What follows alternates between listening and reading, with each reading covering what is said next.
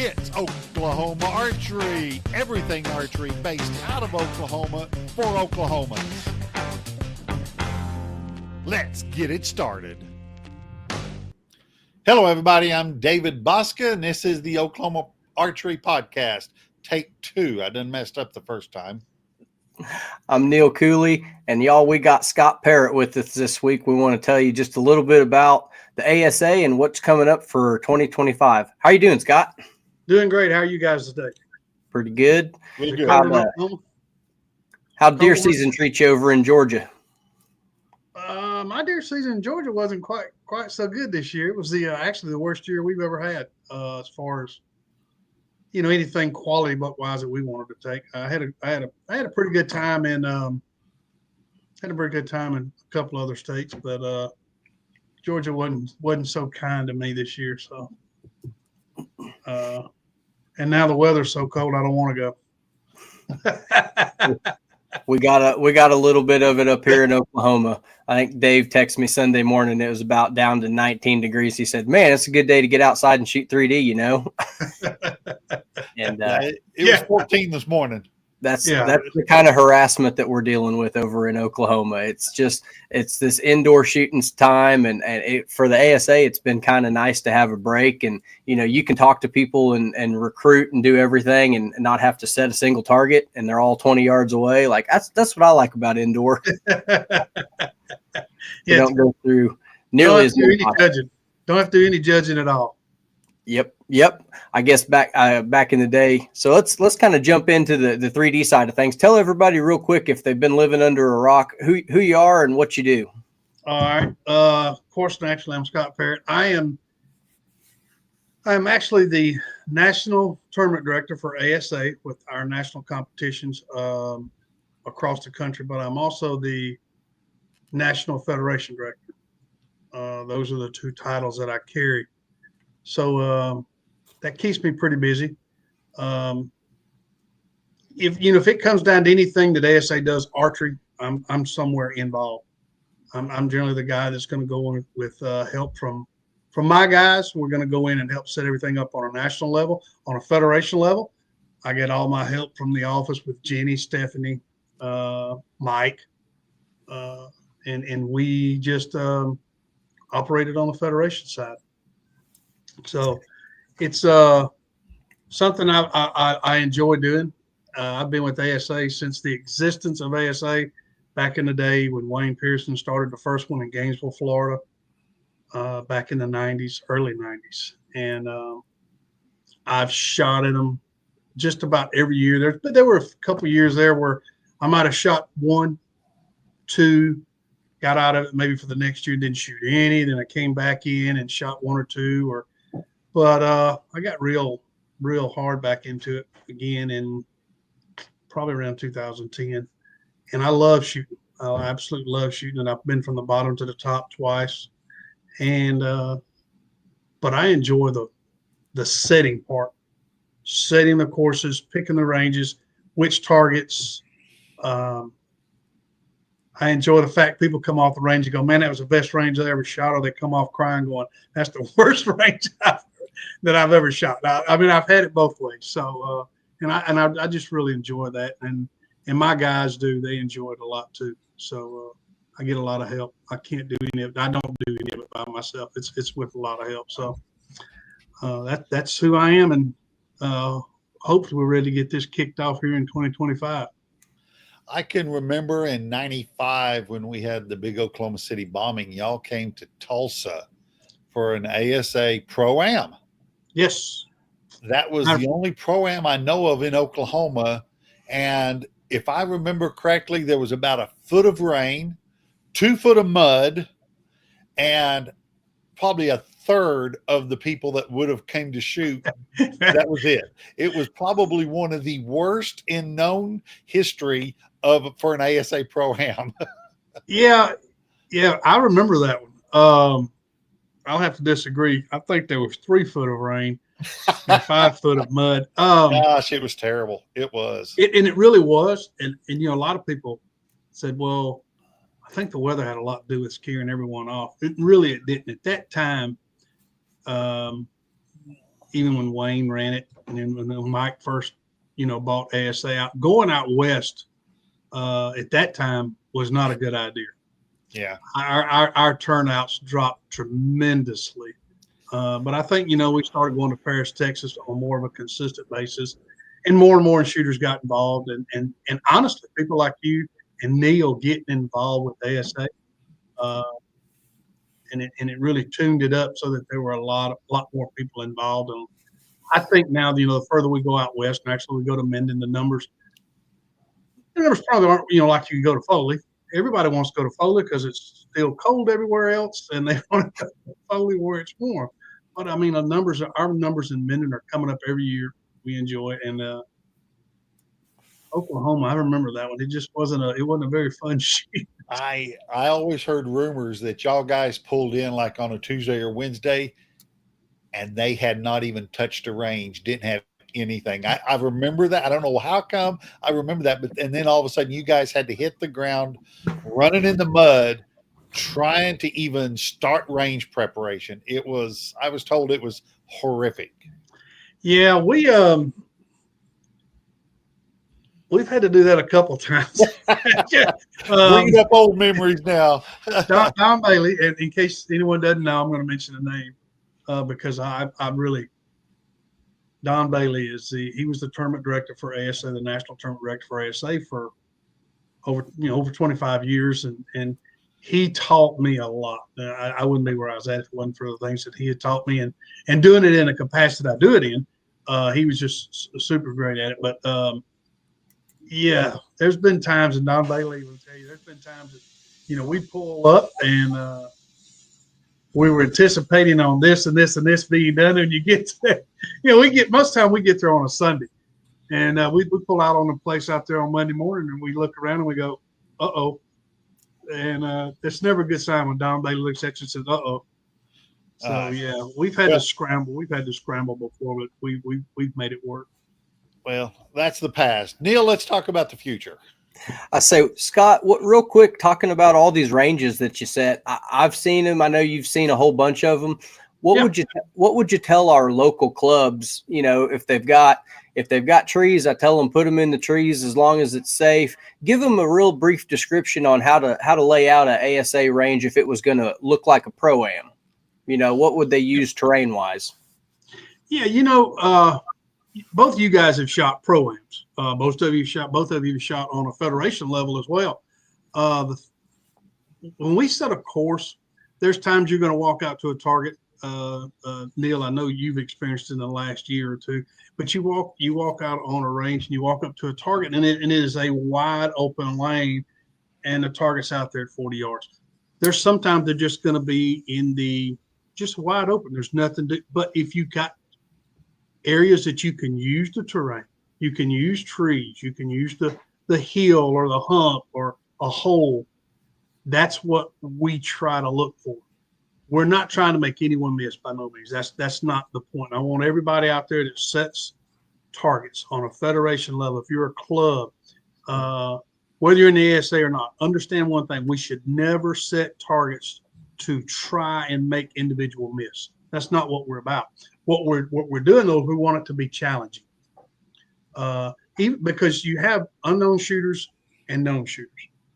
Unknown guys, the challenging, it's not quite so hard sometimes setting it for them to make it challenging because, I can set it over a hill, behind a tree, in between trees. Sometimes it makes it difficult for them to judge. If you take away the ground, what I mean by taking away the ground is that you can't see the bottom half of the target's legs at all. That's kind of hard to judge sometimes. But for the known guys, you're like, well, how can you really make it challenging for them? Well, you can, because you start putting obstacles that are in that peripheral vision.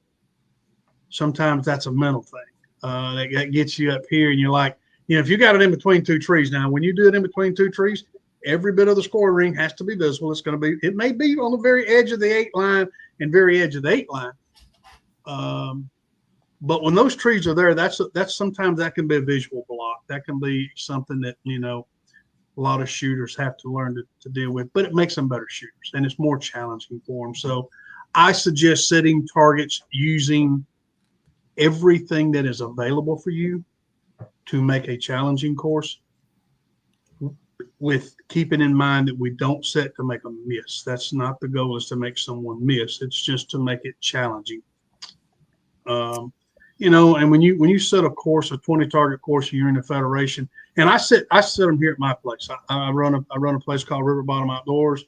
We do target tournaments once a month, and I've been doing them here since 2011, actually 2010. So it's difficult for me to set 20 targets without doing the same thing, because I've been doing them for so long. So I always try to mix it up. I try to find new lanes, but I keep notes of what targets sometimes that I put where, so that I don't, when we have to use that same range or the same lanes, we don't put the same target in that same lane. But yeah, just, we set them, 20 targets. You're going to set 4 or 5 of them at the max. And then we just come back down 4 or 5, 3 or 4 yards less than that, 4 or 5, 3 yards, something like that. So I suggest, like I say, have fun setting. If you're not having fun setting targets, if it's a job or it's a pain in the butt for you, you probably don't need to do it. So your definition is fun is when you put a 5-yard target out there for the guys, is to stand at the stake and watch the first group walk up to it. Well, now, that 5-yard target could be just because, we were tired that day. Well, we didn't feel like, we didn't really want to walk. I've seen Scott make the rounds on the range on Friday or Saturday and admire his handiwork. And usually it's judged by the damage to people's egos, emotions, psyches. It's like the last thing I was thinking is you got 1.5 feet to sneak that arrow through those trees. You can see every bit of it. Don't hit that tree. And the only thing I'm still wondering is which tree I hit. But, you'll bank an arrow off there. But I tell people about the ASA, they're clean-faced targets. All the 8-ring has to be visible. This is not a competition as to whether or not you can hit the target. It's a competition as to where you can hit the target. And that's based on that upper and lower scoring rings there. Your bonus rings are at the outside of the 10 ring, if anybody out there hasn't seen it. So there's plenty of strategy and competition here, not so much landing the arrow in the target, but where you're scoring it on. That's a kind of a big tell people all the time. It is. And, we put we put quite a few targets quartering. Now we don't really do a real, sometimes we're really sharp quartering, but we do put a little bit of quartering because both of you shot competition. You both understand that a lot of times if you walk up to an animal and if it can appear to be perfectly broadside, but he's quartering and you shoot, that can throw you off in 1/2 inch. And a 1/2 inch is, instead of being a 12, now you could be an 8. Now, Scott, do you mean quartering away? Yes. We never, ever, ever quarter an animal toward the shooter. Never. Thank you for that. We had that clarification a couple times last year, and it's like, quartering away only. So for everybody out there.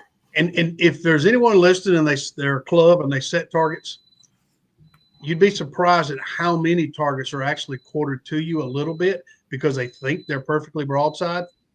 What I suggest doing is getting them where everyone, most of the time, they think it's perfectly broadside, and then bring the rear of the target toward the shooter 2 inches, 3 inches. Generally, that really sets it off straight across, perfectly broadside. But sometimes we go a little more than that. We'll quarter one, and it's all about the competition as far as shooters competing against themselves. I'm not worried about, where if Neil's trying to get out there and compete against 80 other guys. I want to set a range so that when Neil walks out there and shoots that course, he's competing against himself to shoot the best that he's ever shot. And it be somewhat challenging to you. And when you walk off, you feel so good that day that you left everything that you could do out on that range. Yeah. I've done it for years, and I don't know if that's, Don Bailey did as well, but I've shot for so many years. And now setting targets, I know what it feels like when you come off a range and you've shot extremely bad. I mean, I'll go ahead and throw his name out there. I mean, I always tell people I pull a Tim Gillingham one time. I mean, I seen Tim Gillingham take his binoculars and give him a toss one time.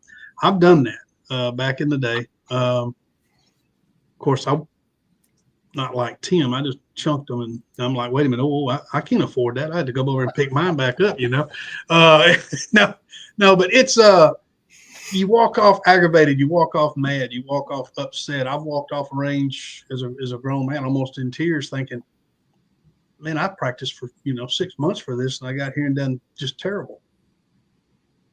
But it's what we do. We love it, and I want every shooter when they come off one of the ranges that ASA sets to feel the same way. In clubs, that's kind of the mindset you want to be in. You don't want this to be work. You want it to be fun. And you want people to walk away from your club going, wow, I will be back.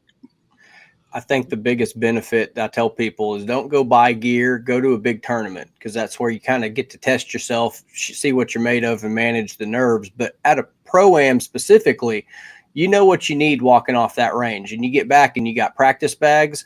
Every single vendor involved in archery and probably every single pro sitting at that booth that's going to either, hey, I need to move my back bar here, I need a different mount. Okay, well, let's help me balance this out now. And you got people there that'll tear your stabilizers apart with you. They'll install a new rest. You can go buy a new peep sight clarifier, anything you need, a new release. They're all there on site. And I've seen a lot of these pros, like talking about Tim. He tore his bow down after his qualifying rounds before the shoot off and went out there and won the tournament. So it's a great environment to be at no matter what level you're at. Like, you could be brand new and go out there and see, Scott's got a, long bar and a scope on there, and I'm out here with my bow hunting rig. You can get done with that round and probably buy a whole new setup and take it out and shoot it the next day if you're good at putting them together. Oh yeah. And it's like you said, it's people may find this hard to believe, but you would probably be surprised at how many pros that are there that'll drop everything they're doing to give you a hand. It really is. A lot of people think some of the pros are some of the bigger pros, they think they're unapproachable. They're not. All of them are very approachable. I really don't know any pro that I would say I probably wouldn't go up and talk to them because they're going to might bite your head off. No, they're all great. And I know a lot of them personally, and they're willing to help. And then you got the guys on the other side of the amateur. Someone who runs a bow shop and has been doing it for 30 years, and they shoot an amateur. That's a pro to me. That's a professional archer. He knows the insides and the outs of that bow. And you'd be surprised. You can be, someone who just got into this thing and like, man, I really wished I could do this. And there's 15 guys who grab your bow. And next thing you know, you look at it, it's a total different bow. So it's great. It is. People use the word all the time. It's an archery family, and it really is an archery family. Every year I can say as the tournament director on a national side or a federation side, going to different states inside the federation and seeing a lot of shooters. I only come across a situation once or twice, maybe a year that might aggravate me toward another shooter. Like, hey, come on, dude, don't talk like it in front of the kids, or hey, don't do this. Come on, just settle down. There's no reason for that type, getting that aggravated. But other than that, everybody's great. They really are. They're good people. They really are. Thinking on the national level, give us a rundown. You said you show up generally on Sunday. Give us a rundown of what your week looks like getting ready for that. We usually ask the pros that. For shooters, what do they do in that final prep? Some will share with us and some kind of keep that close to their chest. But Scott, what do you do tournament week? Well, my week actually starts the week before tournament week. I'm here at my house. I keep all the equipment, most of the equipment here at my place. And so generally the week before I start crying because I know it's coming up the next week. No, I'm just kidding. I have a wonderful, wonderful wife, Kim Parrott. In case anybody wants to know, she runs the Elite Known. She is a blessing for me. But she is also part of my help. She is here at the house. We go through our work trailer the week before we leave. we make sure she makes, honestly, I say we, and she does. She makes sure the pucks, have good colors, good numbers. The stickers are good, clean. And we go through the whole trailer, make sure the trailer's prepared for the trip the next week. When we leave on Sunday and we arrive, let's just say we're going to London. We arrive Sunday, most of the time right after lunch. I pull into the site, drop my trailer. Everything's locked up. We drop it there. We go back to the hotel, and I bring in two of my guys that are my right-hand men, and that's Tommy Greenhill and Pat Anderson. And they meet me there, and we're there. We eat Josh comes in. Josh Grind. Some of you may know him. Somebody said something about him being the owner or something. I don't know anything about all of that. Just has something to do with ASA. Yeah, he has something to do with ASA. No, but Josh comes in. Ken White, the vice president of marketing, and Mike used to come in on Sundays, and he will from time to time now. But a lot of times Mike comes in when the registration comes in, the registration ladies come in. But those guys, we all show up on Sunday. So we generally sit around Sunday, relax, eat a really good supper, and we generally go back to somebody's room and we sit around and say, okay, let's get a game plan together. What time we meet in the morning? We meet out on the site, and generally we've got help from the people there on location. And we're waiting. We don't like to wait, but sometimes we wait, and the truck will pull in with targets. So then we start unloading targets. You figure there's 17, 20 target ranges, and on an average, there's 70 practice bags. And then there's 17 boxes of 20 cores. That's just a standard load. That's an average load. If we order an extra range for this group or an extra range for this individual, things like that, we could have more target. Mark, I know you guys know Mark with Mark Tackett. Mark is such a great guy. Him and his wife both. But sometimes Mark will have something, instead of Mark, having to worry about trying to get it shipped to him, we'll bring it through us, and so we'll get his stuff too. But we unload, and there's a system to unload it so that everything's done properly, and we make sure a range doesn't get two black boars, or a range doesn't get two mule deer, things like that. So then after that, once we get them unloaded, we take them out to the ranges that sometimes they're unloading, I've already started getting the ranges lined up, and sometimes we'll go ahead and put the pucks out so they know where to put the targets. And once that's done, we start unboxing targets, and we do all of that. We unbox everything first, get all the cardboard, all the trash, get all of that up. And then after that, it's just seriously, it's balls to the walls on setting targets. And so what day is that still? Is that Monday, maybe Tuesday? Well, that can vary. It's according to how fast we're moving along and how much help we've really got. If we go to Foley, and I have to give Foley props, I really do. We go to Foley. Generally, I don't have to do much. They'll have a lot of help down there with their guys, and while they're actually unloading, once we get the trailer unloaded, everybody will be there unloading it. Once we get the trailer unloaded, they'll start taking the targets out to the ranges. While they're taking the targets out to the ranges, they have so many people. I've already got pucks put out, and as the pucks are put out, they set the targets where the pucks are at. One group is going back, still getting the other targets and taking them out to the ranges, while I'll send another whole group out to start unboxing. Well, by the time we've got all the targets out, the group that's unboxing, they're a quarter of the way through. Then the other group piles in and starts unboxing. Me and several of my guys, we go back and start setting, actually on Monday. Generally, we can be done setting all the targets. I don't interrupt you. Look at that. Don Bailey. I don't want to talk to him. And no.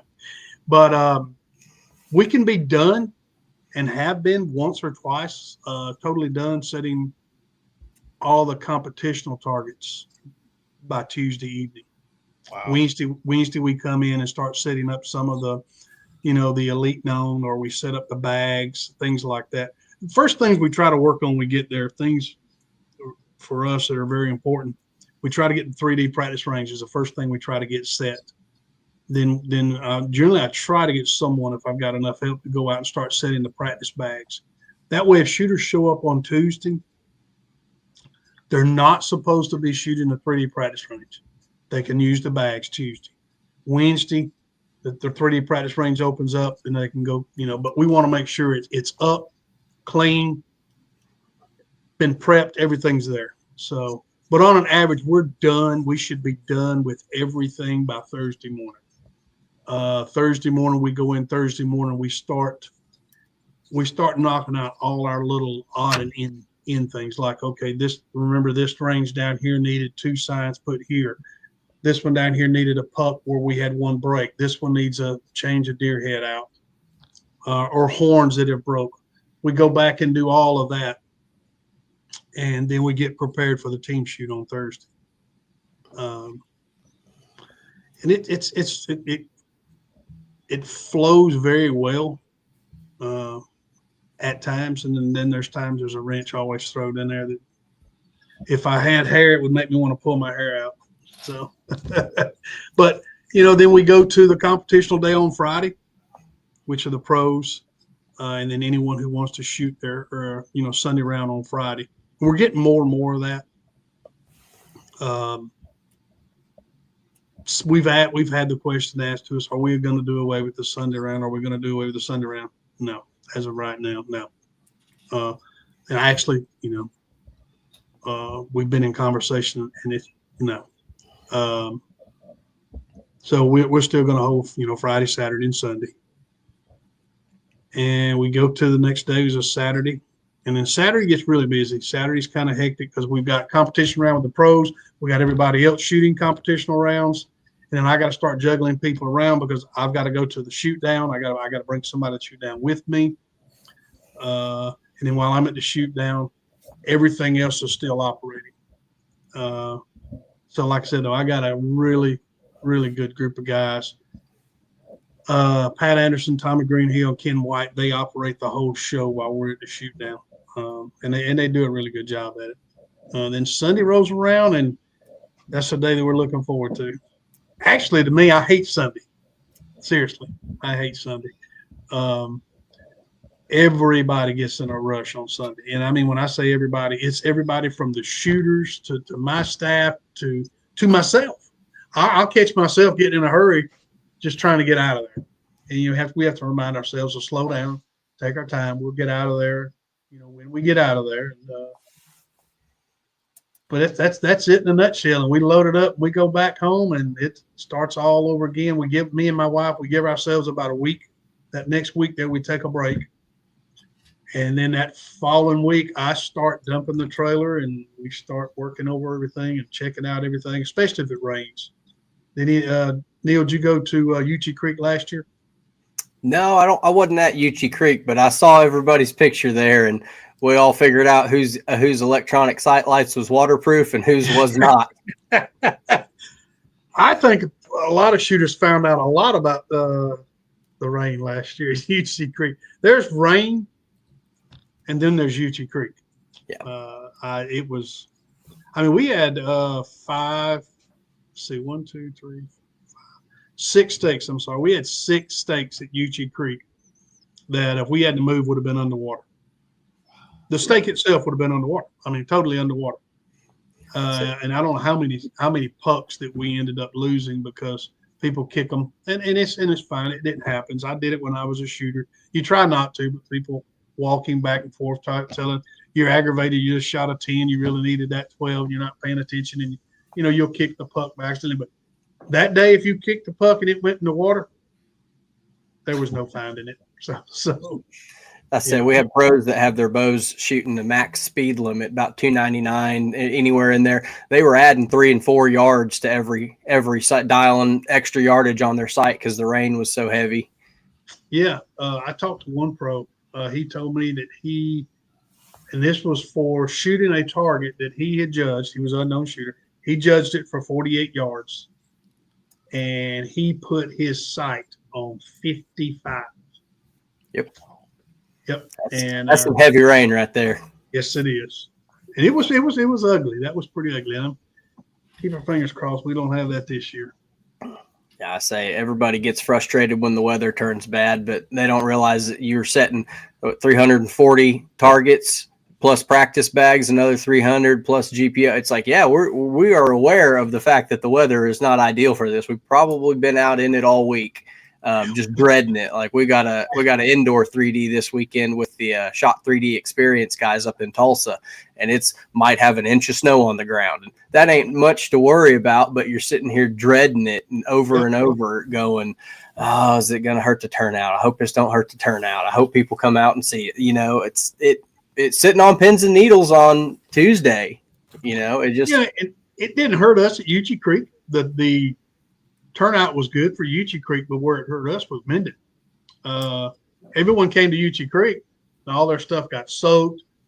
Guys had knee boots on in several spots, and water went over down in their knee boots. I mean, I'm serious. There's areas that you walked in, it was knee deep between the mud and the water. And so Minden rolls around, and we start looking at the forecast in Minden, and they're calling for rain for a couple of days. And everyone's like, oh, you know. So if anyone's listening, Minden, Louisiana will be the shoot to be at this year. And all of them are, but Minden this year, that group's phenomenal. We will have, and you've been to Minden, Neil. I know you've been to Minden. We have asphalt millings. I was out there earlier the 1st of December in 2024. A month ago, I was out there. They're going to put asphalt millings on just about every trail that's out there. We have one road that we call Hogwaller Road. And the reason we call it Hogwaller Road is first time we ever get there, the first year we ever got there, and right down in the middle of this road was where the hogs just had a huge waller. And it's, it didn't bother me because I'm from the South. We always had pigs. Matter of fact, I walked up there and I'm like, wow, I kind of feel at home. But a lot of my crew is like, man, that's a stinking stuff. But so we called it Hogwaller Road, and they're hopefully that road is even going to be taken care of. But every road that we have in Minden should have asphalt millings on them. So if anyone's worried about the rain or the bad weather, don't worry about it in Minden. You can wear Crocs. Don't wear Crocs. Do not wear Crocs. But you could wear something like that in your tennis shoes, and you're not going to worry about sinking up in mud. I say it's the K45 guys that always had to shoot on Hogwaller Road out there with our knee boots on, and you let the barebows that show up in Birkenstocks and sandals not get their toes wet. And just for clarification, that's just a running joke. I'm poking fun at the barebow people. Closed-toed shoes at the ASA, it's a liability thing. I don't care if you shoot barefoot at home, flip-flops, sandals, closed-toed. So, well, closed-toed and no Crocs. And the reason someone asked me this year why we put in there last year, no Crocs. For anyone who wears a pair of Crocs, you do know how soft those shoes are. They're very comfortable, but they're also very soft. There's some areas that if we cut in a new range or they cut in new lanes, there's a lot of stops. And we don't want anyone getting a stick stuck up through there and sticking them in the bottom of their foot, a nail, a piece of metal. So, you know, even if you have a pair of Crocs that are closed-toed, we no Crocs. It's not a really good shoe for that, you know. So, and it is a liability thing. But we consider it more so that we don't want any of the shooters to get injured or hurt while they're out there trying to have a good time. So, because there is so much of the shoot that is a liability for every part for Josh and Mike, for ASA as a whole. But it's really about we don't want anyone to get hurt, especially me. I just to give you a little background real quick. You know, me, you asked about that, but I retired battalion chief from the Fire and Emergency Services in the county I live in. So I was a paramedic, EMT battalion chief for 38 years. So when Mike and Josh hired me, one of the first things they knew right off the bat, they got somebody. My biggest thing is safety. So I key in on that a lot.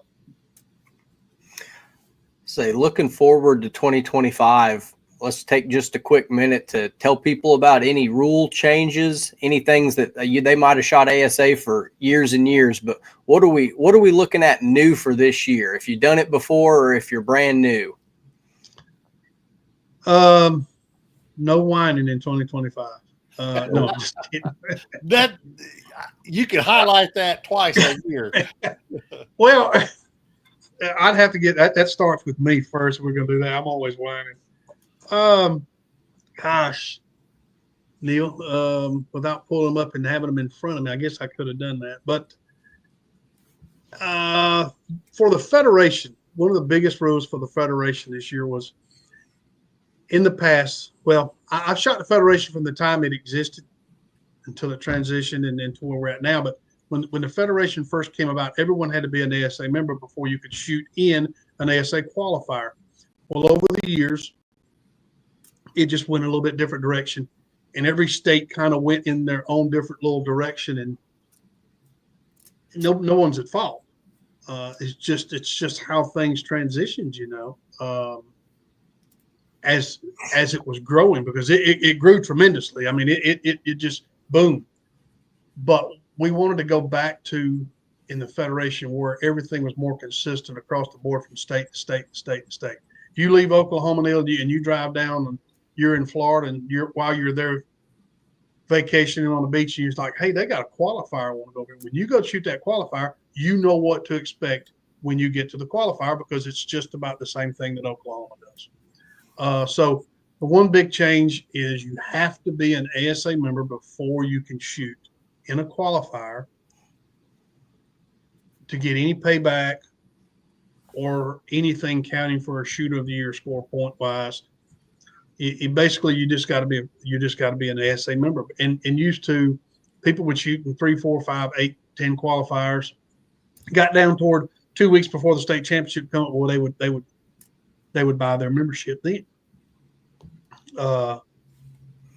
But truthfully, honest with you, we had some, and this is how it came about. We had some that would go out and shoot in a couple of qualifiers and scores not do so well, and then they decide they just wouldn't shoot the state championship, or for whatever reason they had to work, couldn't shoot it, and they just wouldn't sign up, become a membership.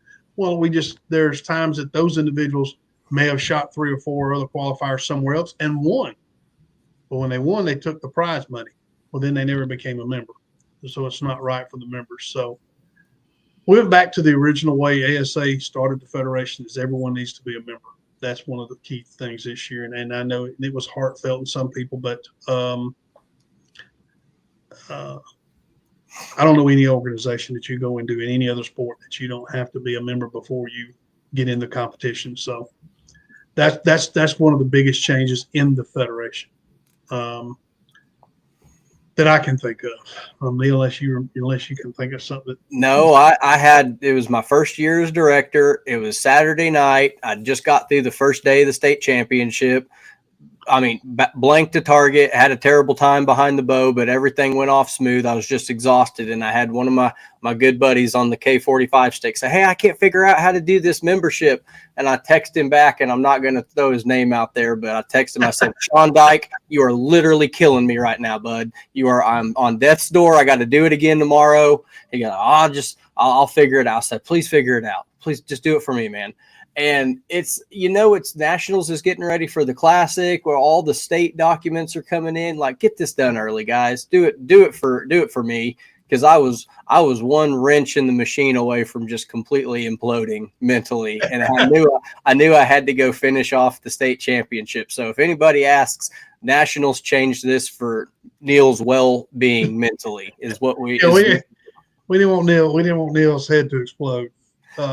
It about happened a couple times, and it honestly, it doesn't take much to get me there. But knowing that it's a $50 a year for an individual membership, it's $70 for your family. Bring the wife and the kids. I always tell people 3D and archery is a family sport. It's a $50 investment that you're going to be here, and they're going to want to come out more, because every tournament you hit, the price per tournament goes down. I want to see you there at state, and I want you to be invested in it, and not just competition wise, but from a community wise. Like I want to see everybody at state. And I did. And I'm sorry I didn't get to talk to more of them. I got about 15 seconds with everybody and then had to go this way and go that way. And, you know, it was pandemonium for a little bit there. It was fun though, wasn't it? It was very exhilarating. It was a rush. I kind of blanked out. I don't know what happened for some of it. You did a great job. Since you become the state director for Oklahoma, we've had nothing but good reviews from you, and you do a good job. You really do. It is honestly David's killing me. You're taking it up to a different level. I'm old school. When I shot, I was old school. People like, hey man, have you ever tried this new Hampshire wrist? I'm like, I'm still shooting a whiskey biscuit. I'm all right. No, but and the same way with you being a state director, you're young, you're more into the modern technology, the computers. Doing this right here is something that a lot of my older state directors we're not into it because we're just not into some of the new technology. But yeah, you've done a great job. We appreciate it. Another rule: 60 yard for the pros. Let me explain this real quick so no one sees this podcast and says, Scott Parrott said. This is what Scott Parrott said. The only class that will be shooting 60 yards this year are the men's known pro. Period. No one on the unknown side at all. No one. Senior known pro, women's known pro will stay at 50. So no one in a senior side is going to be shooting 60 yards. So I don't have to, die right now. And let's clear that up for the Federation.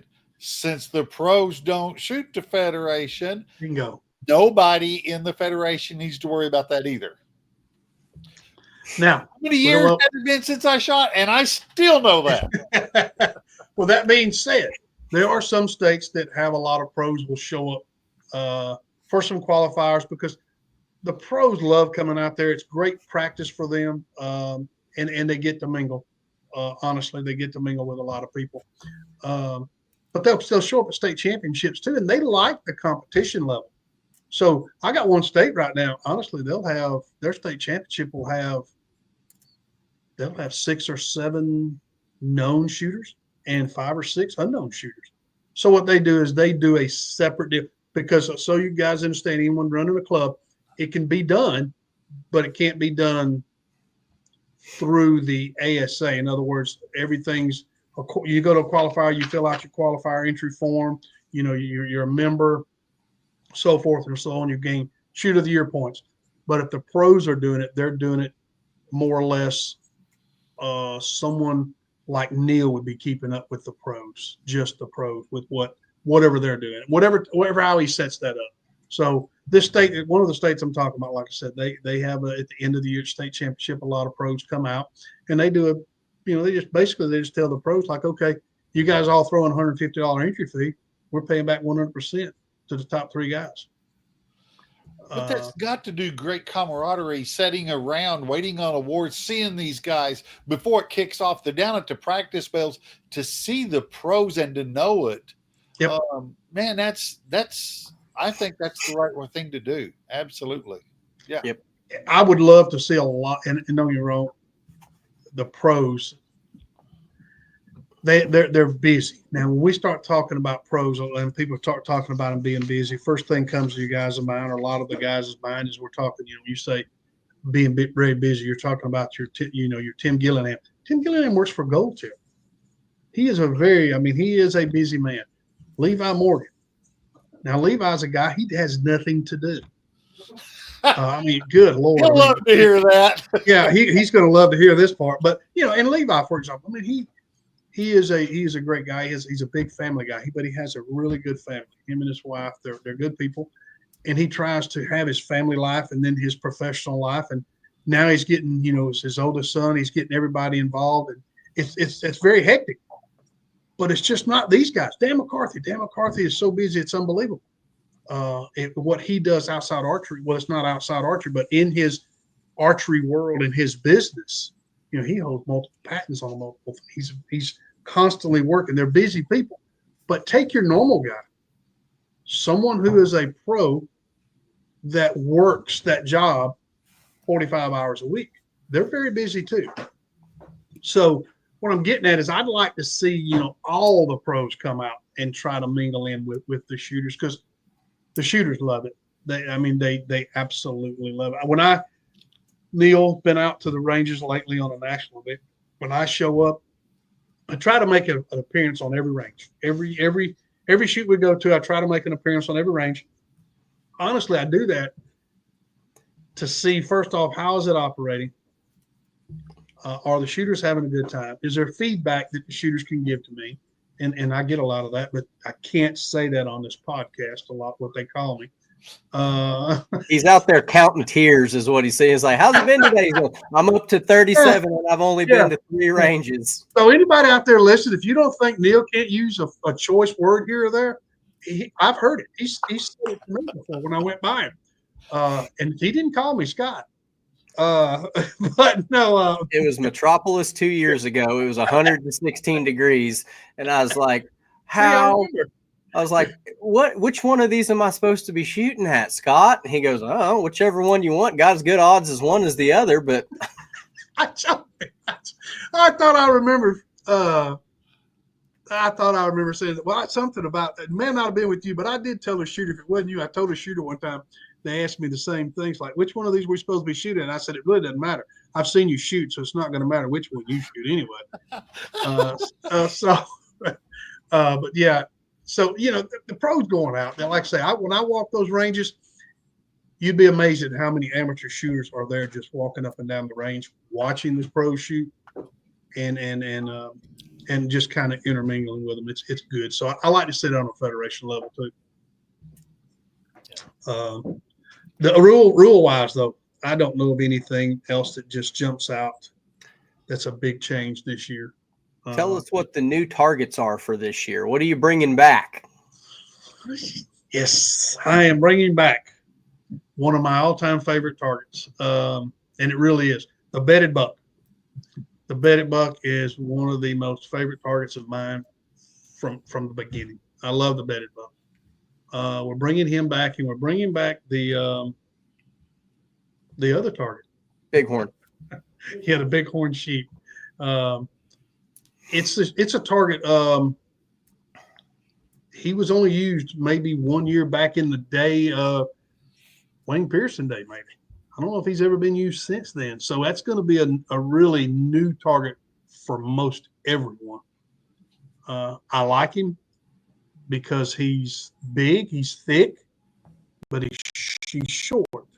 So even when I tell you making it competitive for your known guys, targets, the way you set targets, sometimes it gives an appearance. The guys are taking a rangefinder, rangefinder and arranging the target anyway. But again, when you take a target that's short, thick, big, or whatever, even though you range him, you have to have a specific location you're going to shoot. And when you start doing that and you start messing with the lighting, that kind of works on them, making it competitive for them. But it really messes with the unknown guys too. They're trying to judge. So that target's going to be both targets, in my opinion, are going to be tough targets judging wise. And then on the known guys, especially the guys that are going to 60, they're going to have to be on their P's and Q's, because on the bedded buck, you do not want to drop an inch. Reminds me of the old alligator. You remember the alligator? Yeah. The alligator was one that was that I didn't like. I did not like that target. If you shot too low, you were a 5. If you shot too high, you were a 5. If you wanted to be anything on the alligator, it was left or right. And so me personally, when I practice and train going for a national event, I always made sure my left and right was on. Always. So I knew I was never going to be off left and right. I was always going to be low or high. So we used to have to pick up the gator to see if it even hit foam. Yeah. We talked about which targets to bring back this year. The alligator was brought up several times. Alligator is extremely hard target to set. The bedded buck was another one. We have to think about when we set him because of the location. He's so low to the ground. You get any vegetation sticking up above, so it has to be really clean. My guys aren't going to be a favor. They're not. Sometimes they're not excited about the targets we brought back. I don't know if you guys remember the tapir. Mm-hmm. Yep. Yeah, no one liked the tapir. It's a great target to shoot, but no one liked it as far as setting. It's an extremely hard target setting. It's heavy. And it was 19 to 26 yards. I loved it. And the 12 was right off the edge of that coloration between the black and the white. It hurt to miss because it never was very far because the thing weighed a metric ton and added, I don't know how much to shipping them. I mean, just shipping them alone was outrageous. But that's right. We're out here shooting anteaters. It looks like a half backwards panda. Yes. It's that became the problem with the target though, is because it was so cumbersome for us. It took more time. And I think the bighorn sheep, he's not going to be such a big deal for us, but the bedded buck, sometimes because of the ground, we'll set him and have to go back and make sure that there's nothing. I don't really want to. We'll have to look because a lot of areas that we shoot where it slopes downhill, we'll probably put him most of the time either perfectly level or slightly uphill. But that's the two new targets. So y'all don't mind me when I walk up to the bedded buck. I always kick it twice, and that ain't because I shot a nickel on it. That's just to make sure there ain't no copper-headed snakes going to jump out from underneath it. You worry about them coiling up and staying warm underneath there. It's spring; they're all coming out. I'm gonna give it the boot about 2 times just to see if something slithers. That would probably a good idea, especially in a couple locations we go to. Don't put your knee right down there on the ground by it. You don't know what's underneath it, but also don't hurt your back bending down to pull the arrows either. That's so right. that's the other half of it. We're gonna have to have some ibuprofen and a pack of Icy Hot out there. So since we brought back the bedded, what's your favorite target of old that we don't use anymore? That, I mean, if you had to bring one back, because it's a 20 target official course. I know we all shoot 30 targets at state. So if you could bring a few back to fill out that 10, what would Scott Parrott's Nightmare Alley look like? I'll tell you, we shoot the Black Panther, but I never had an issue shooting the Black Panther. My opposite target was the target's the same target. It's just the color difference was the mountain lion. The mountain lion is a target I love. I love the target. I love the standpoint of being a range owner and setting the targets because that target there, the versatility of that target, as far as being able to quarter him just a little bit. Take him up too. Pick him up, move it up and down, like you say. I can put the front leg in a hole and brings the whole target down to almost level. It changes the whole view of the target. The issue with that one is versus him being solid black is solid black, you can't really see anything. Well, eventually you know where to aim. You just, if you shoot it long enough, you're going to know where to aim. With this one, it's the way the white comes into the bottom of it. It's so enticing for people to go, I know where the 12's at. It's just right there at the top of this. And a lot of people come off the range fussing and cussing because that's the target they shot a 5 on. It's a good target. I always remember the cinnamon bear being a big one. Yeah, the big cinnamon bear. Yep. Because it was such a big animal, it would look so close, and then you could put it out there at a distance, and the HD hair on it just gave you fits when you was trying to see it through your scope. Yeah, that was one of the targets I was glad they did away with. From a judge from a shooter standpoint, yes. Someone who judges, I've never done the known deal. I like unknown. You're correct. I always underjudged that target every single time.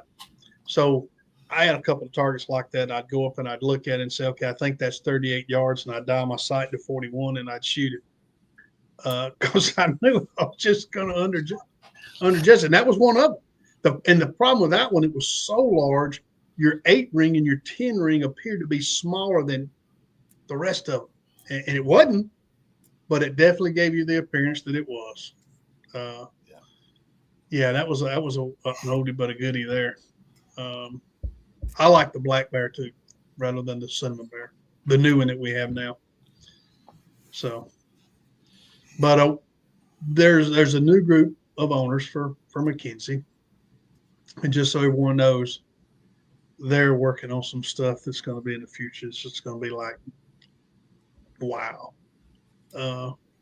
Yeah, I think it's going to be really good. I tried to get them to we really talked and tried to, I had them talked into it, I think, but we came up with a few glitches on it. But I was going to do like a 4.5 foot penguin.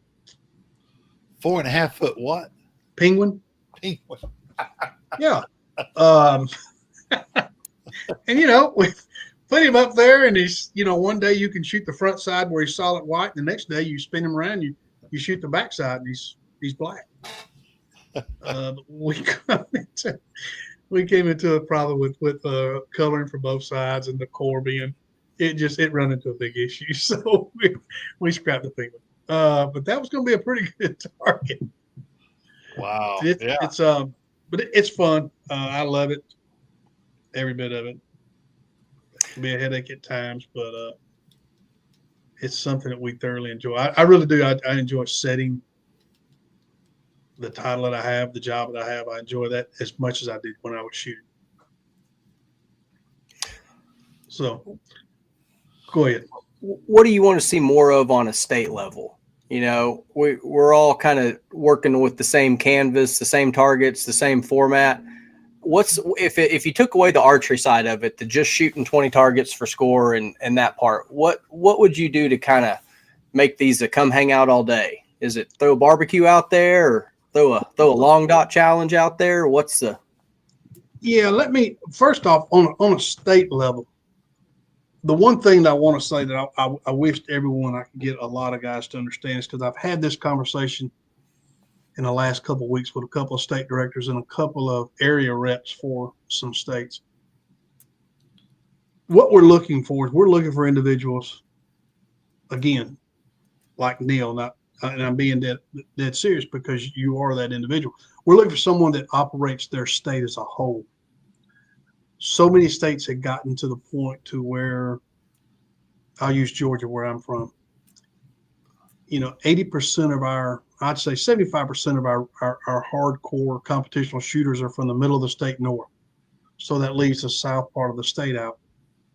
I don't know if they'd ever been a state championship in the south of the state of Georgia. I mean, ever. Well, when I was a state director, I had a club got kicked off down in the south, and I told them, hey, you do well the first year, show us that you're going to stay, I'll give it to you. When we did, and they did really well with it, did really well. So I'd really like to see more clubs in the south part of the Georgia kickoff. But I want state directors to understand, and their area reps and the clubs themselves to understand your state as a whole. As you can get the whole state to grow, and it's going to be good for everyone. The participation will be good for everyone. But that's the one thing. It's just trying to get everyone to operate their state as a whole. But the other thing, as far as shooters go and club owners go, yes, it should be I like for the shoots to be a kind of an all-day event.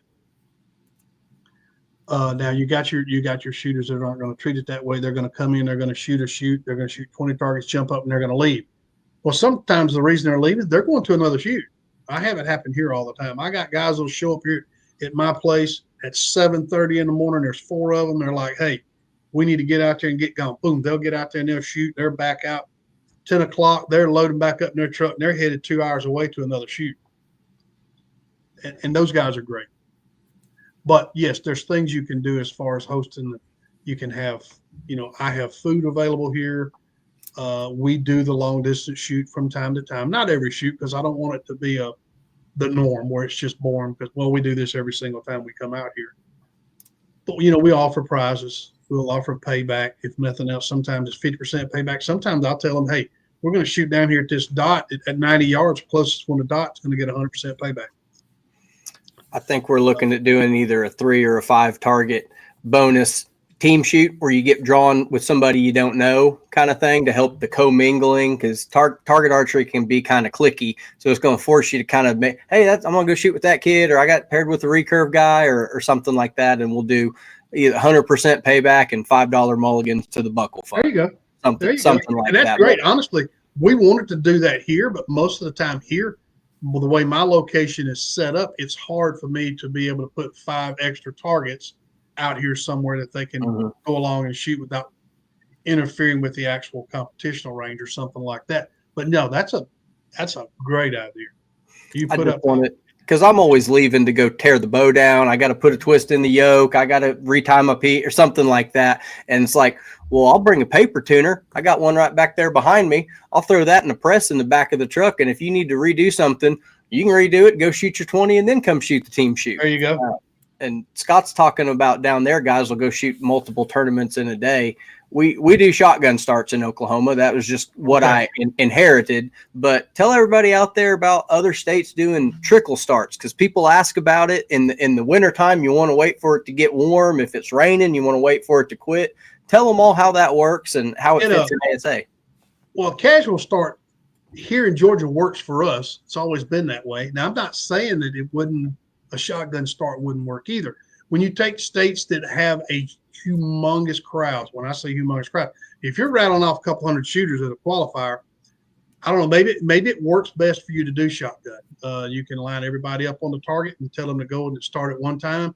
Start time at 11, start time at 1. You'll get everybody in that day. The way we do it is we do a casual start, and I average anywhere from 65 to 100 shooters on a qualifier. And ours is casual start. Well, you can start as early as 8 o'clock in the morning. It'll go to 2 o'clock in the afternoon, and you can come in any time between then and shoot. Doesn't matter when. The thing is, you got to have at least 3 people in the group. So understand, if you show up by yourself at 10 minutes till 2, you have no one to shoot with. So 2 things are going to happen.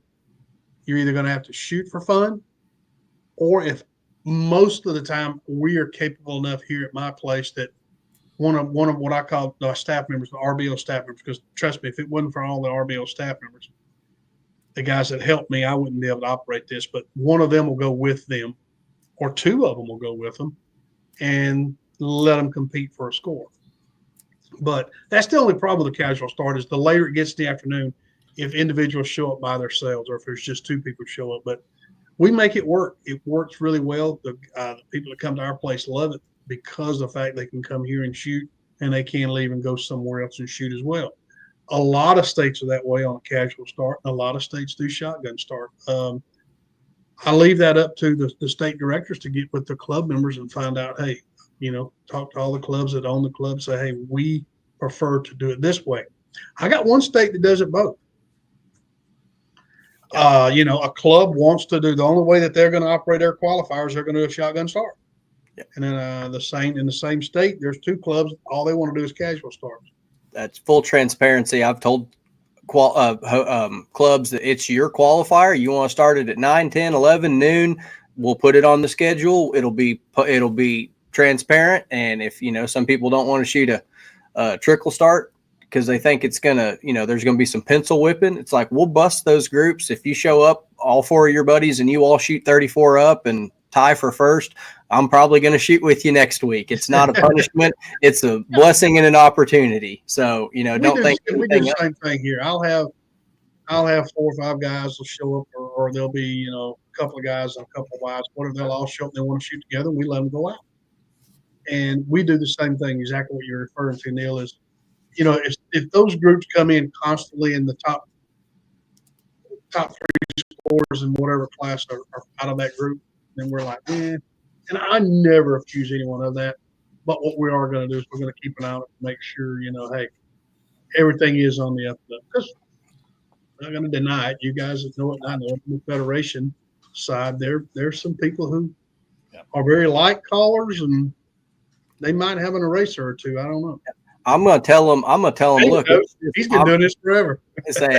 I'm gonna tell them I'm just here to witness greatness and hope to watch and learn something. If you're putting up those kind of numbers, there ought to be something a guy could learn about shooting a bow from that. So, That's right. Giving back to the community and share the knowledge. That's right. Tell us all a little bit about the AMAM. I know we don't go on a Pro-Am to Texas anymore in Paris, but talk about how that's like a intro starter crash course. If you don't think you're ready to go to a full Pro-Am, how is an AMAM different, and what's the benefit of preparing an archer for the big tournament? The AMAM is Texas. You got Brad and Tara Timmerman in Texas. Mm-hmm. They really run a great AMAM out there, and they really do. Now, they got a lot of help. A lot of great people help them, and Neil knows what I'm talking about. But it's a really great shoot. It's I call it a mini national is what it is. It's the same thing as a national shoot. They Brad and Tara's been doing this for so long. They know how a lot of the inner workings are with the actual national event because they help us on so many different levels. Tara keeps scores at the shoot down a lot of times, or she'll be asked to come in and do score entries. And Brad may help. The only thing Brad really hasn't done, and he may actually have at one point in time or another somewhere, has been a range official. So they help us in so many different areas, and so they know how to operate the tournament as well. And but Brad and Tara both will call, and they're like, "Hey, should we do this?" We're like, "Hey, it's a really great shoot. It really is for anyone who, I should say, if anyone is in that area." Now, what I don't suggest is if you're in New York traveling to Texas to shoot the AMAM, and I'm not taking anything against them at all, but if you're going to go to shoot a national event, there's one in Kentucky. It's really just like, there's really not much difference in the AMAM and the actual true Pro-Am, other than the fact the pros aren't there. Other than that, it's going to operate almost the same. You know, you have your 3D practice range, you have your practice bags, they do a team shoot, like an elite known distance shoot, and then you have 20 targets each day for your competitive scores, competitional scores, and it's just it's a really great shoot for someone who wants to get their feet wet, get their toes wet, and before they jump into the big national event. But it is really just like a national event, other than the fact that the pros aren't there. It's just not quite as large. Where we may run 14 to 17 competitional ranges, they run, I think it's 6 or 7. 6 to 8, I think. Yeah. Well, we do 17, but out of those 17, 2 of those are not really competitional ranges. They're the actual 3D practice range, and then we have the one range, just the elite known, and everything else is a true competition range. But I think it's great. We'll keep supporting it as long as we can and help them any way we can. I think I counted on the scores. We had 17 new, either individuals or families, first time going to the AMAM last year, and I think 15 out of those either hit a Pro-Am that last season or after that, or going this year. So I think it's a great kind of stepping stone to say, hey, come, it's an extra night in the hotel, but you get to shoot twice as much. You got everything there from practice bags to practice ranges, hit the GPO range 2 or 3 times. Yep. It's Neil to study the stats. Yes, exactly. The thing I try to tell everyone too, as far as a true Pro-Am, what builds you to go to a true Pro-Am? If you're nervous, you're scared, you don't know what it's about, first and foremost, there is absolutely nowhere you can go during that Pro-Am and not ask someone that's going to be able to guide you in the right direction. You go to registration trailer, you've never been there before, you go to that registration trailer, the girls there are great. They'll help you in any way you can. You want to go to the range, there's signs telling you which range. But what I've found out is there's so many other shooters they're so willing to help you, especially when they find out you've never been. You walk up into a class of guys or in a group of guys, and hey, it's my first time. They bend over backwards to help you. And so please come. But if you want to build up to that, go to your local 3D shoot in whatever state you're in. Shoot for a competition. Actually compete on those 20 targets. Whether it's a qualifier or not, compete for 20 targets. And if you really want to work yourself up to go to a Pro-Am, go back, grab lunch there if they serve lunch, and then go shoot another 20 targets for fun. That sometimes can prepare you to shoot 20 targets. And a day, but then shoot 40 targets for a weekend. That to me would prepare me for more than anything, because that's what I used to do when I was trying to prepare and get in all the practice I can get. I've been to 3D ranges before, or our club, and shot it 3 times. Sometimes I'd shoot it, fun. I'd shoot a different stake. Every single time I'd walk up to the target, I'd shoot it from a different stake than I did the time before. Just anything like that, prepare myself to go to a national event. Yeah, it's when I'm walking off the range, I'm usually headed to the Shrewd trailer, get a different bar or a different size or color pin, and Sam's always right there. How'd it go today, Neil? You know how it went today, bud. Just tell me my fit. Come on, yeah, I'm here to fit. You're the last chance to make my bow do what I need it to do. And I was always headed to where the cheeseburger was at. I was headed to cheeseburger. We used to tell people years ago, we was always headed to the truck. We were going to the cooler. That's what we were headed to. We were younger. So then we learned, hey, that wasn't a good idea. Have you ever got in with Mark and Kelly from Texas at Mobile IV Hydration? Have you ever done that at one of the Pro-Ams? I have not yet, but I will say this. Several of my range officials and my guys have. Tommy Greenhill, I'll use him for example. Tommy he comes in on Sunday when I come in, and so we're there all week. Well, it rolled around to Wednesday or Thursday when he had gotten where he wasn't feeling too good, and he was just, I mean, I could tell he was drained. So he came up with me the next morning. He says, hey, look, or actually came to me Wednesday night. He said, hey, look, in the morning, if you don't mind, he said, I'm going to go over here and get rehydrated. I said, really? He said, yes. He's told me if I could get there early, she'd get me in and get me out, because it's time consuming. It takes an hour. A lot of times an hour is something we don't have. So I said, he says, can you do it? I said, well, yeah, we'll make it work. We'll work without you that part. And or when the team shoot was going on, sometimes I don't need all the range officials, at that particular moment. So hey, a couple of them run over there and they come out and they look like a brand new puppy. Boy, I mean, they come out tail wagging, they're ready to go, and I'm like, good Lord, y'all slow down a little bit now, It's for me, it's more like 25, 35 minutes at the very most. I say if you can squeeze in an extra 20, she'll put a couple bags of fluid and all the good stuff in you, and it'll be like, let's go shoot 40 more. Let's go. I'm gonna help them tear down after this. Like I said, being an EMT for 18 years, I do know it works because I've been on fire scenes before. A lot of guys, and me myself included, you get drained, and we get an IV, and it just within about 20 to 25 minutes of getting that IV, you feel yourself picking up. You're more energetic. You're ready to go, and finish the job. I told him, I said, I may try it this year. If I get to where I'm feeling a little drained, I'm scared to go do it because if I go do it and I get all this energy, then I'll actually have to do some work. I don't want to do any work. I bet the pros would chip in and pay for you to go get one if they knew how good it makes your eyesight getting ready to go call their arrows during the shoot down. Because the first time I stepped out of the trailer, I was in Paris and I looked at this truck and I could read the license plate like 250 yards away. I said, did you do LASIK on me? She goes, no, hydration. First thing to go is your clarity of vision.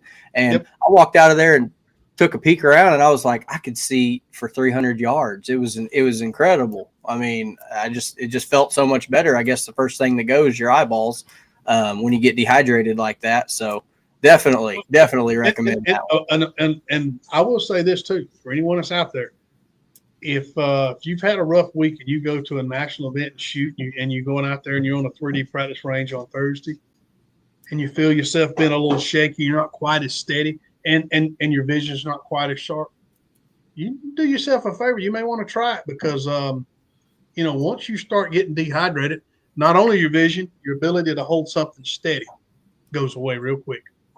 So, but at my age, you better make sure there's a porta john pretty close when you're finished, because I guarantee you, what goes in has to come out. If David's been doing this for so long at his age, I mean, I don't know if we got time to run they might can run a 55-gallon drum in there on you. They can give you a hand. I still remember my ASA number. It was 10282. Really? Yeah. Well, people ask me that all the time. Generally, back when I was a shooter, I'd get in a group, especially once it rolled over into like 2007, 2010, in that area there. I'd get in a group, look at some guys, and they're sitting there shuffling the cards up. Somebody in the group eventually will look down and go, "Holy cow, how old are you?" I'm like, "What?" They're like, "Is this number for real? You got a 3-digit number? Is this for real?" I'm like, "Yeah." When they all got kicked off back in the day, we were very fortunate.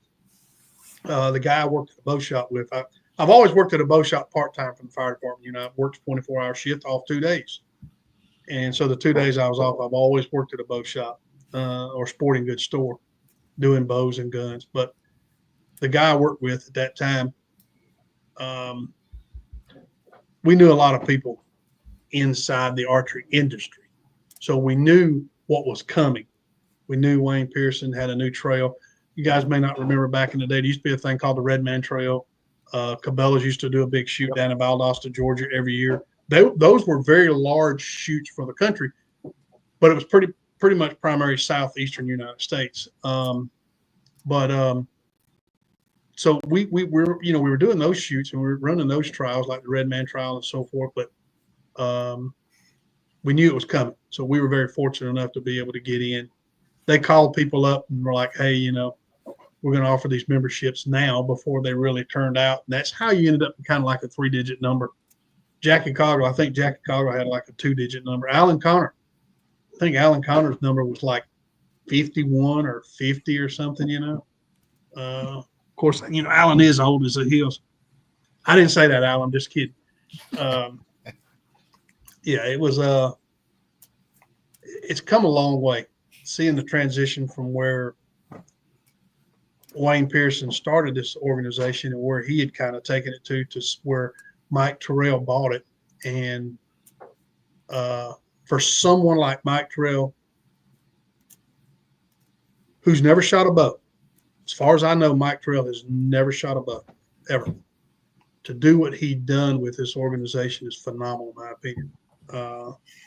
He is a very smart businessman.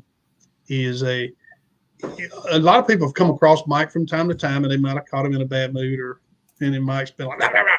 And he can't be that way because he only has 2 things on his mind. That's what some people think, evidently. He's got 17 million things on his mind at one time, running a national event, but it's just not running a national event. While he's at a national event, he's still running a business. The organization itself still has to function and operate as well. So he has a lot on his mind. And sometimes they may not have the answer that they want to hear or how they want to hear it. But what they don't know about Mike Terrell, someone wants me to tell you something that most people do not know about Mike Terrell. That is one of the most givingest people that I believe I've ever come across that owns a business. Phenomenal. People can't fathom people that have showed up that their bow got lost in the airplane at the airport, or they forgot it and they drove all the way down from Indiana to Uchee Creek. He's given them a bow. He's found a bow for them. If not, give them one. Sights. A kid that doesn't have this, doesn't have that, and it's come to mind. Someone we had someone that came down one time to a shoot that their credit card got hacked. Well, they're at a shoot. The bank locks everything out. They have no funds. Mike helped them out. Mike took care of things like that till they could get where their stuff was back up online. That's the person he is. He does that all the time. The thing about it is he is that individual. When he does that, you can never mention his name. You don't want anybody to mention his name. He doesn't want any credit for that. But that is Mike. He is unbelievable. And it's why it makes him an easy target during the shoot downs where you get a runaway win for the pros, and they'll say, yeah, if you can hit that target in the head, you can give it to a kid in the crowd, and they put him on the spot like that, and he'll never tell you no, is what you see on the y'all don't see everything that's not on the official cam broadcast, but he's doing that behind the scenes. It is. He is. And Josh, Ryan, he's the same way. Josh shoots a bow. Josh, in my opinion, he knows how to shoot a bow. So he's actually went out last year, I think, in Kentucky think it was in Kentucky, and shot in the team shoot. So, it's something to say when you got the owner of, ASA out there shooting in a team shoot with you. So they both have an understanding a lot of what the shooters are looking for, what they want on a couple of different levels. Doesn't all have to be the same thing, but they're both unbelievable giving people. Their families are. They've been wonderful to me and my family. For me to have an organization like this, I started out shooting in as an amateur, and went all the way up and shot it as on a pro level, and every level you could shoot it on, and then turn around and step in it to help operate it was phenomenal for me.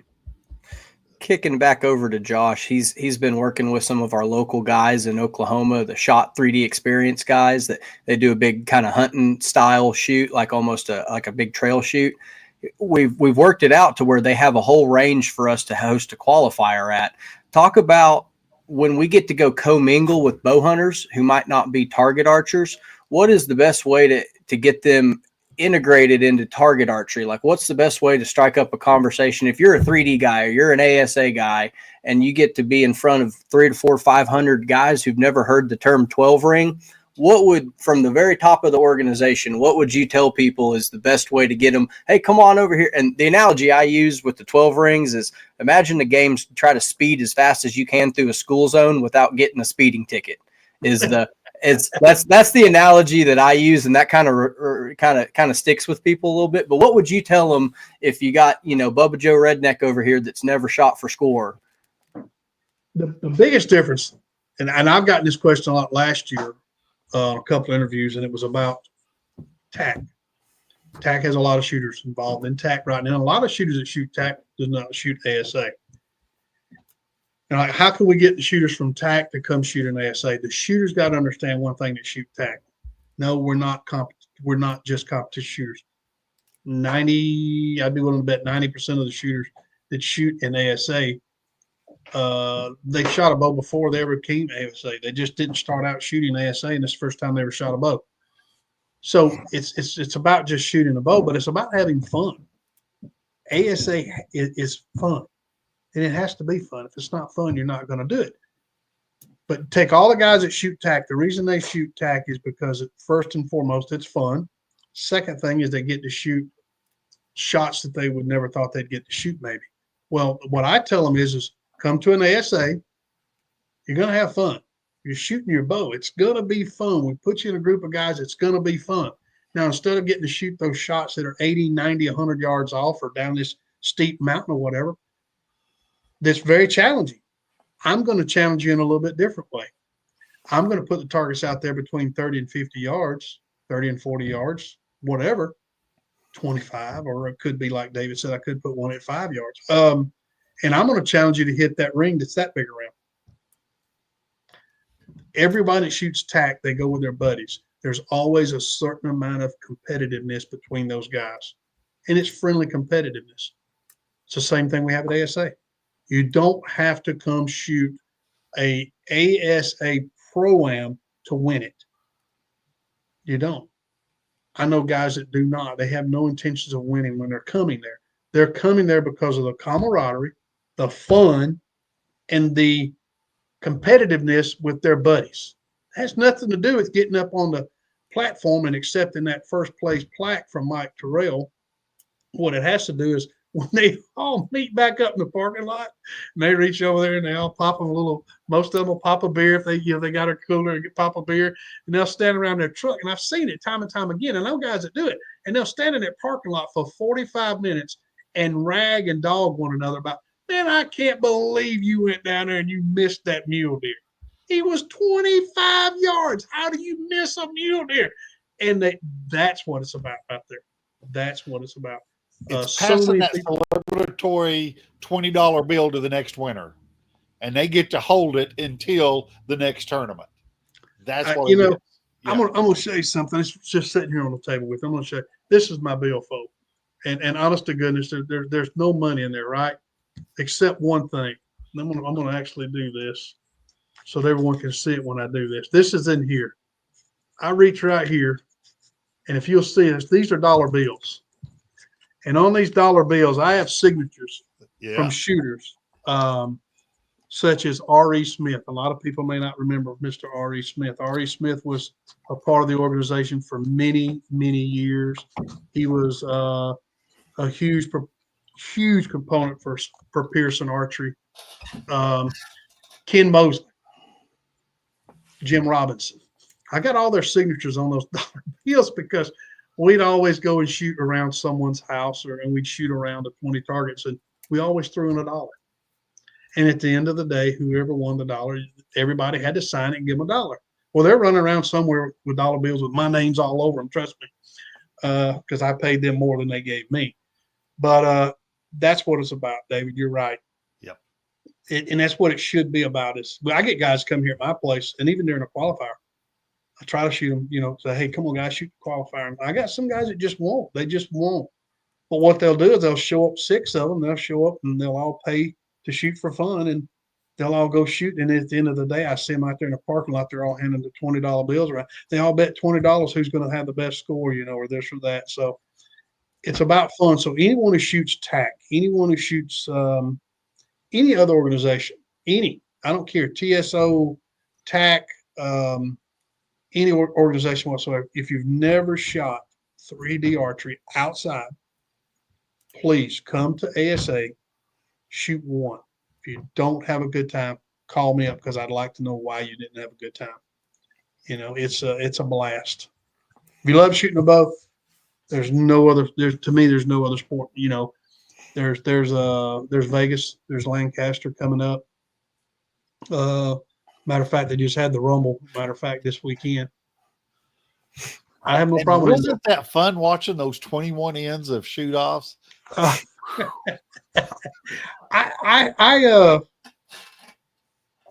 never really done indoor much because I get so aggravated with it. And it's just man, the people who shoot that is they're such good shooters, so it's unbelievable watching.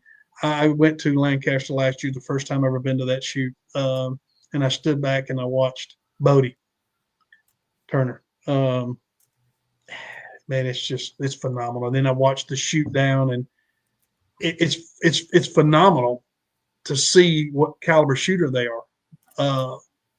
And taking nothing away from that at all, I'm an outdoor 3D guy. Yeah.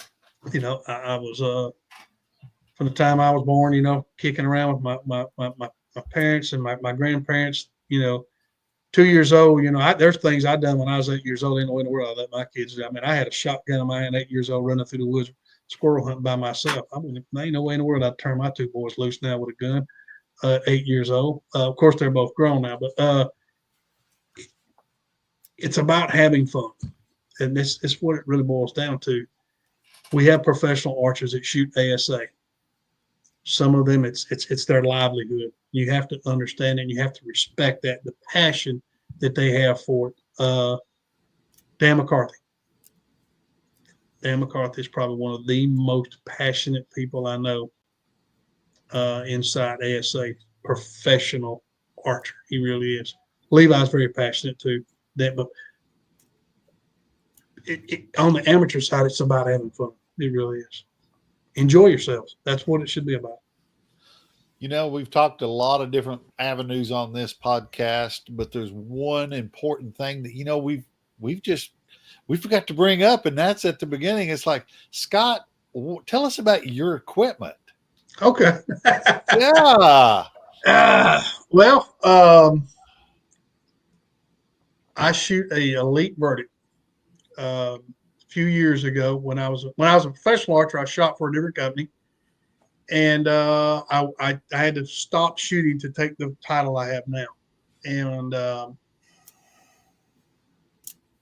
I switched companies. So when I shot outside ASA, I can't shoot a pro-am, so I shoot local events and things. And a guy came up to me one day and he says, "Here, I want you to try this bow." And I got to shoot this verdict, and I was like, "Wow!" I'm really. You've been shooting. How long? I know David's been shooting. For how long you been shooting, Neil? Since I was about 5. Yeah, and David, you've been shooting probably as long. My first shot, I think, was either 89 or 90. Yeah, there you go, and that's me. So I'm always looking for a bow that's going to be very forgiving for me. I'm I'm a shooter that I will make mistakes, but I want that mistake to be minimized and as small as I can make that mistake. So finding a bow that was very forgiving for me was the verdict. It was like no other. I got that bow in, I set the bow up, and within 8 days later, I went to the Georgia State Championship, and which I don't compete, I just shoot for fun, and shot 14 up with it. And I was just blown away because there were a couple of shots I shot. I'm like, God. And my buddy's like, what are you whining about? It's in there. But I shoot the verdict. I actually shoot a 29-inch draw. I shoot the Hamsky rest. Love that rest. Excel sight, 4-power lens. I shoot the Hamsky Peep. Let's see, my bars are. What bars have I got? Don't kill me, Tim. But I shoot gold tip airs and Lord of mercy, bee stinger bars. I'm sorry, and I shoot the bee stinger bars and gold tip airs. I don't know. I've shot gold tip airs almost from the existence of gold tip. Yeah, button or hinge guy? That's a question. I am a hinge guy now. I'd always been an index finger for umpteen years and picked up a little thing called target panic. Yep. I didn't really pick it up. In case a lot of you don't know, and this is I've been doing archery for so long. I run my own shop, and I teach. And I don't teach where I charge for lessons or any of that. Tell people all day long I'm not doing it. If you'll come down to my shop on certain days and we'll walk outside and we'll shoot for and we'll charge you nothing because we're always standing around shooting. So, but everyone, in my opinion, has target panic. It's just if and when and where it comes out and how you control it, period. You got to own it. Yep, you got to own it. So I got it really bad with the index finger, and I worked through it a little bit. It's still there. I didn't like it, so I went to a button. And was doing really well with that until you guys remember there used to be a shoot in West Monroe, Louisiana. I was at West Monroe, Louisiana the last year. We hosted an event there. ASA hosted an event there and was doing extremely well. And 4 targets left, and I walked up, and for no reason, I drew back. Halfway back through that cycle, I decided to hit the button. Just nervousness got me so bad because I had a really good lead, and it just went downhill. And a friend of mine told me from the time I started shooting competition, he said, man, you need to shoot a back tension. We call it back tension then. You need to shoot a back tension. Need to shoot a back tension. So I can't do it. Don't like it. Well, one day after that event there, he got me to try one, and then it just went from there. And then I don't know. I love them. I shoot the HBC, and I'm a little different than everyone else. I actually shoot a 3-finger release, 2 fingers. And I used to shoot a 4-finger, 2-finger. It's the way it pivots for me. Yep. You know, I can let mine still has a click on it, but I never noticed the click. I don't know why, but the click's something that's been there ever since I started back in the day. But it'll click, and I used to tell people all day long, anyone that shot with me, they may know this already. Somebody says, do you have a click? I'm like, did you hear it? They're like, yeah. And I say, well, I'm shooting my release too slow then. I tell them all the time, you hear the click go off, I'm shooting it too slow. I pull through so hard.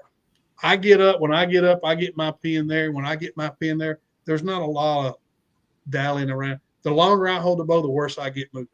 So when I get it there, I hold it quick, and then I pull through, quick. Do I make it go off? Of course I do. I'm not 100% shoulder blades, back pulling. It's a pull through, but I do it quick. That's the reason why most of the time you'll never hear the click. I get up, get it through, and come through. So that's my equipment. Some of it's get rid of that dust fluff. Let's just shoot. Do what? I said, get rid of that fluff. Let's just shoot. That's right. Yeah, I got a lot of dust on my equipment right now. I need to get it back down, and I haven't shot. I didn't shoot much last year at all. So this year I want to get back into shoot more local. So that's my equipment. So Well, anything else, Neil, that you wanted to ask to put out in the airwaves? I got two more things and we'll hop off here. Scott, I really appreciate you taking the time out. I know you've answered a million questions one at a time, and the goal with the podcast is just to put it out and let everybody have the same question answered at once. So hopefully we'll save you enough time for the rule updates and everything else so you get to shoot a little bit this year. One thing I wanted to point out is that if there's ever not a question I don't have an answer to, I've sent people all last year, say, call nationals. You got Scott, you got Jenny, you got Stephanie there in the office. None of them have ever come back with their question not answered. And it might be how do I get my membership login, or how do I renew, or how do I register? Y'all, there might be 100,000 ASA shooters in the country, but they're going to take care of you one at a time. And that's something that, as a state director, I appreciate the support nationally, because I know that if I can't get it and I pass them off, they never come back confused. So that's the biggest thing. It is the office. During the off season, the office, sometimes we close on Friday at 12, things like that. But during the busy season, if you ever call, you might be told, "Hey, let me call you back." Sometimes the girls, if it's an equipment question, they start talking about the back length, the length of the back bar, this or that, whatever. Sometimes they'll say, "Well, let me get back in touch with you." And what they'll do is Ken's in the office, Mike will be in the office, or Josh will be available, or I'm available. They'll contact one of us somewhere. Ken's in the office all the time. He's really good too. It's funny because he's the vice president of marketing. He does a really good job with that, but he also he's a good secretary. He's going to kill me. No, he does the registrations, membership registrations, things like that on the computer that most people don't know. So he's a really good asset too. But the girls in the office are really great, and I appreciate you bringing them up seriously, because they really are what holds the glue to. They're the glue, that I should say, that holds the federation. A lot of times, it holds the federation together. It's been night and day difference having Jenny back there. It's like I know I send her some strange questions and some confused people, but she sorts them all out one at a time, and then the show keeps moving. So I tell people, it's like, you get Jenny on the phone, you better have your ducks in a row, and you better be real polite, because it's either coming back to me or it's going to Scott, and either one of us is going to be a night and day different conversation. Yeah, she's had a couple of questions to her that came in on email, and then she just forwarded it to me, and at the bottom it said, "What?"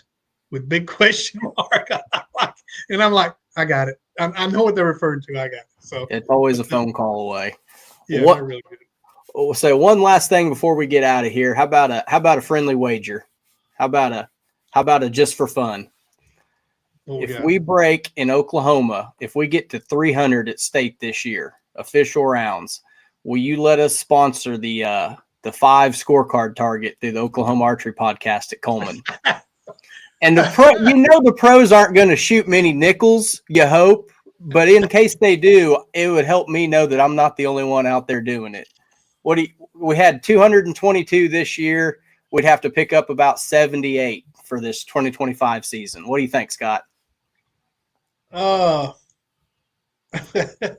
see, that's you're getting out of my realm of abilities to say, yes, we can do that, because when you start talking sponsorships and things like that, I've got to go through the big boss and Ken. I tell you what I will do, though, on this. I will not say no. I will say, let me get with Josh and Ken and find out if that's possible. A lot of times it's not possible because of the sponsors we do have. Contractual. Yeah. And the other thing is the ability to how far we can go with that, because once you started, everybody else is going to say, "Hey, now I want to get in on some of that." So, I realize that I can't afford to sponsor a whole target, but I think that'd be a pretty good bet. I won't say no to it. I'm sure it's a busy time of the year for you, Scott. But how about also, if something of that nature comes around, you come to the Oklahoma State tournament and shoot around with Neil? There we go. Now, you know what? Let me look at when is your state championship? It's July 18th through 20th. They're going to open it up Friday, Saturday, Sunday. All right, I'm busy in July. No, I'm just kidding. Right, Dave wants me to drive all the way out. Dave wants me to drive all the way out there to get beat by Neil. You know what? That's something that could definitely, that might even be a bet that might even work even better. You rattle off. And if he doesn't, he's got to come to Georgia. You rattle off 300 this year. I'll tell you what, we'll change this bet. I'm gonna make it to you right now, live on this podcast. If you do 300 shooters this year at your state shoot, next year I will be at your state shoot. I'll bring my wife. I'll probably even bring a couple more shooters with me. We'll come to your state shoot the next year. But if you don't, then you come to my state shoot, Georgia state shoot.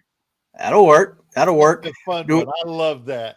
I was always hoping that, state directors would get a chance to auto bid in to the surrounding states and stuff like that. Cause last year we hit Kansas and Texas in one weekend, had our state the next weekend, and hit Arkansas the weekend after. Yeah, you went to 5 different state championships last year, right?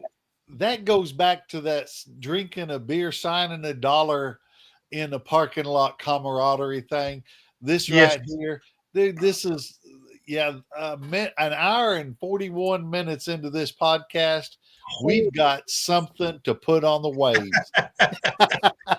I'll take that bet. I think we're going to do it. I think it's going to be a good year. We're trying to get this out here in front of as many people that either have heard about ASA and they need to know something new, or if they've never heard it, it's just about making yourself available to people.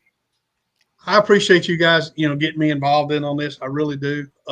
Then one thing I'd like to say before you go is anyone out there, I don't care who you are, anyone out there, if you have any questions about ASA, any questions at all, don't hesitate to call our main office. Don't hesitate to call me. My number's online. It's all you got to do is look up, ASA. My number's there. Call me directly. Call any one of the state directors. I don't have a state director that is not ecstatic to take your phone call and answer questions. So please, anyone out there, if you got any questions about archery, period, call ASA. We will be glad to help you in any way we can. That's what we're here for. We want to promote the sport. I know it's 3D outdoor 3D archery, but we want to promote archery as a whole as well. Yeah. So, and anytime you guys ever want to throw up a podcast, you need me, just holler at me. In case you can't tell, I love to talk. So, what my wife says, she's in there looking at me. That's what she said anyway. The cookies have burnt. She just heard you promise to drag her to Oklahoma in the middle of July in 2026. It's probably got a duck here pretty soon. And she is not the person to ride with, bro. We get in the car. I got a quick story. I got to get off here, but I do got a quick story. My oldest son lives in Nevada, and of course, you guys know where Reno, Nevada's at. Well, I'm like, hey, let's make this like a 3-week ordeal or 4-week ordeal. We'll drive to Nevada. We'll stop and see some things on the way out. We'll make it a week and a half getting out there. Visit with the kids for 4 or 5 days or whatever. We'll leave, go up north, come back around, and we'll make it a week and a half or 2 weeks getting back home. She looked at me and said, no. I'm like, what? No. We got to one of the smallest towns I drive to go to a Walmart. It's 22 minutes away. We're 15 minutes into that ride. She's like, God, I'm tired of riding. So she says, we're flying. We're not driving. She may come to Oklahoma. She may not, Neil. I don't really know. We travel all the ASA events, and she hates driving. She just hates riding. Well, that's what it is. Well, I'm not. I'm that guy. You can put me in a car and I can drive from here to Alaska and back. I'm good with it. I just love to ride. So, but guys, I appreciate it. Scott, we appreciate you. Thanks a lot. Thanks for coming on. We appreciate it, man. Guys, ever need anything, give me a yell. All right. You bet. Sure. All right. Take See you care, guys. See y'all later. All right. Bye-bye.